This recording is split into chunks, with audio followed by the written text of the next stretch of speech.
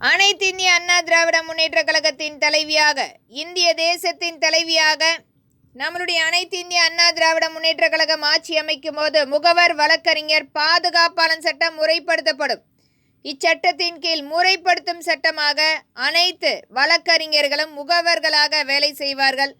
அவர்களுடைய அந்த வழக்குக்கான கமிஷனை மட்டும் பெற்றுக்கொள்வதற்கான அங்கீகாரம் அரசுடைய நேரடி பங்களிப்பாக அவர்களுடைய வங்கி கணக்கில் செலுத்தப்படும். இனி வரும் நாட்களில் இந்த தனிநபர் ஆதிக்கம் இருக்காது.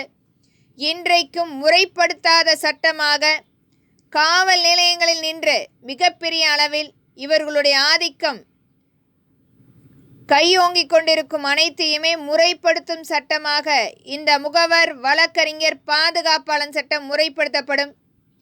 இனி வரும் காலங்களில் இவர்கள் முகவர்களாக வேலை செய்வதற்கான முழு அங்கீகாரம் அரசால் ஏற்படுத்தி கொடுக்கப்படும். அவர்களுடைய அன்றைய எத்தனை வழக்குகள் பதிவு செய்திருக்கிறார்கள், அதற்காக வாதாடி இருக்கிறார்கள் என்ற கணக்கை வைத்து மட்டுமே அவர்களுக்குரிய அந்த சம்பளம் கமிஷனாக அவர்களுடைய வங்கி கணக்கில் கொண்டு வந்து சேர்க்கப்படும் என்பதை திறன்பட வலியுறுத்துகிறேன். இது ஒரு கட்டாய சட்டமாக நம்மளுடைய நீதிமன்றங்களை ஒழுங்குபடுத்தும் சட்டமாக வருங்காலத்தை ஒரு நல்ல முறையில் எடுத்து செல்வதற்கான ஒரு நல்ல சட்டமாக கொண்டு வந்து நம்மளுடைய இந்திய தேசத்தில் அமலாக்கம் செய்யப்படும் என்பதை திறன்பட வலியுறுத்துகிறேன். நன்றி.